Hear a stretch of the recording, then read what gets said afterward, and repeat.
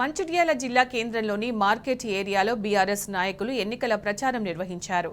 వ్యాపారస్తులను కలిసి వచ్చే పార్లమెంట్ ఎన్నికల్లో బీఆర్ఎస్ కు ఓటు వేసి తనను భారీ మెజారిటీతో గెలిపించాలని పెద్దపల్లి పార్లమెంటు బీఆర్ఎస్ అభ్యర్థి కొప్పుల ఈశ్వర్ కోరారు.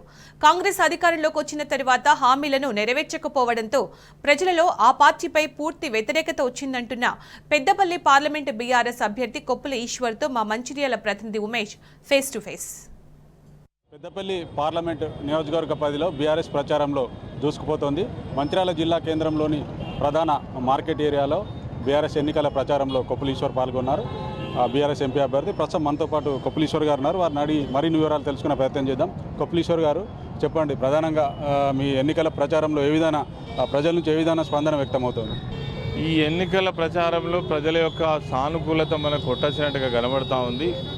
ఎందుకంటే గతంలో మన ప్రభుత్వం చేసినటువంటి అనేక సంక్షేమ కార్యక్రమాలను ఈరోజు ప్రజలు గుర్తు చేసుకుంటున్నారు.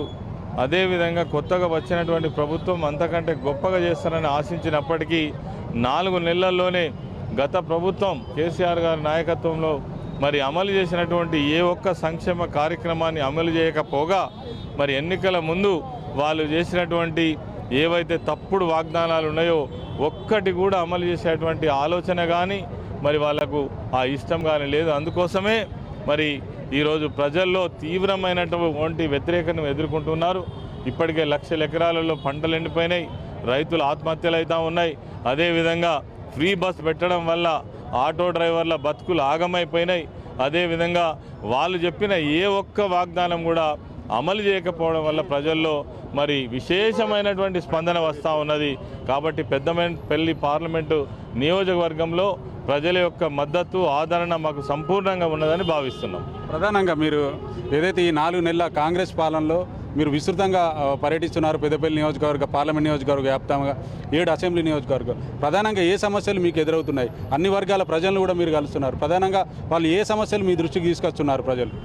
అంటే ప్రస్తుతం ఉన్నటువంటి పరిస్థితి అయితే మనకు ప్రధాన రంగం వ్యవసాయ రంగం. వ్యవసాయ రంగంలో నీళ్ళు ఇవ్వడంలో కావచ్చు, పంటలు కాపాడడంలో కావచ్చు, రైతులకు ఇచ్చేటువంటి మరి పంట పెట్టుబడి సహాయం కావచ్చు, వాళ్ళు అన్నటువంటి 2 లక్షల రుణమాఫీ కావచ్చు, అదేవిధంగా రైతు బీమాను కొనసాగించడంలో కావచ్చు ఘోరంగా విఫలమైనరు. అందుకే ఈరోజు అన్నదాతలు మరి చాలా ఇబ్బంది పాలవుతున్నారు. అందుకే వాళ్ళు ఒక్కొక్క ప్రాంతంలో పంటలు తగలబెడుతున్నారు. పంటలు పశువులకు వదిలిపెట్టేటువంటి పరిస్థితి ఈరోజు రాష్ట్రంలో ఉన్నది. ఒక్క మాటలో చెప్పాలంటే దారుణంగా వ్యవసాయ రంగాన్ని మరి నిర్లక్ష్యం చేసి విఫలమైనటువంటి ప్రభుత్వం కాంగ్రెస్ ప్రభుత్వం. ప్రధానంగా చెప్పండి, మీరు ఏదైతే గత సీఎం కేసీఆర్ నాయకత్వంలోనే ప్రధానంగా సింగరేణి కార్మికుల అనేక హక్కులు కూడా సాధించి పెట్టిన ఘనత నాటి సీఎం కేసీఆర్ గారు. మీరు ఏదైతే ప్రచారంలో కార్మికుల నుంచి ఏ విధంగా స్పందన వ్యక్తమవుతుంది సింగరేణి కార్మికుల నుంచి? గతంలో సింగరేణి కార్మికులకు సంబంధించి చూసినట్టయితే ఒక చిన్న సమస్య పరిష్కారం కావాలంటే మరి సమ్మెలు చేయాల్సినటువంటి పరిస్థితి ఉండేది, నాయకుల చుట్టూ తిరగాల్సినటువంటి పరిస్థితి ఉండేది. తెలంగాణ రాష్ట్రం వచ్చిన తర్వాత సింగరేణి కార్మికులు అంటేనే కష్టపడి పనిచేసేటువంటి వాళ్ళు, ప్రకృతికి విరుద్ధంగా పనిచేసేటువంటి వాళ్ళు. కాబట్టి వాళ్లకు రావాల్సినటువంటి సమస్యలు ఏమున్నా వాటిని పరిష్కారం చేయాలనే ఉద్దేశంతో ఆనాడున్నటువంటి కార్మిక సంఘ నాయకులను పిలిపించి అన్ని సమస్యలకు కూడా పరిష్కారం చెప్పినటువంటి ప్రభుత్వం కేసీఆర్ గారి ప్రభుత్వం. ప్రధానంగా డిపెండెంట్ ఎంప్లాయ్మెంట్ 10-20 సంవత్సరాల కింద హక్కును పోడగొట్టినటువంటి హక్కును తిరిగి సాధించి పెట్టినటువంటి నాయకుడు కేసీఆర్ గారు. అందుకే ఈరోజు కొత్త 15,000 ఉద్యోగాలు, 15,000 కుటుంబాలకు లైఫ్ ఇచ్చినటువంటి నాయకుడు కేసీఆర్ గారు. అంతేకాకుండా ఈ ప్రాంతంలో వేలాది మందికి ఇండ్ల స్థలాలు ఇవ్వడంతో పాటు, ఇల్లు కట్టుకోవడానికి 10 లక్షల రుణం ఇప్పించడంతో పాటు, లాభాల వాటా ఇప్పించడంతో పాటు ఏ రంగంలో చూసినా మరి ప్రధానంగా సింగరేణి కార్మికులను బ్రహ్మాండంగా ఆదుకున్నటువంటి ప్రభుత్వం కేసీఆర్ గారి ప్రభుత్వము.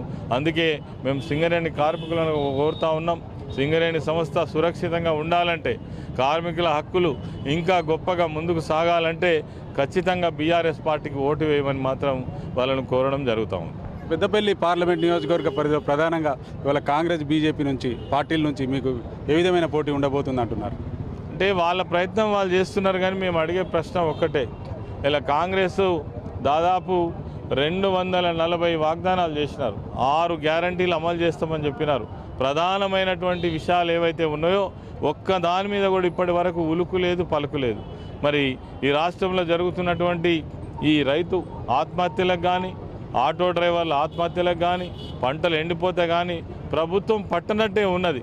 ఇన్ని మాటలు చెప్పిండ్రు, రుణమాఫీ ఎక్కడ పోయింది, పెన్షన్లు ఎక్కడ పోయినాయి, ప్రభుత్వ ఉద్యోగుల జీతభత్యాలు 1వ తారీఖు ఇస్తామన్నారు, ఎక్కడ పోయింది, పారిశుద్ధ్య కార్మికులకు జీతాలు ఇస్తలేరు.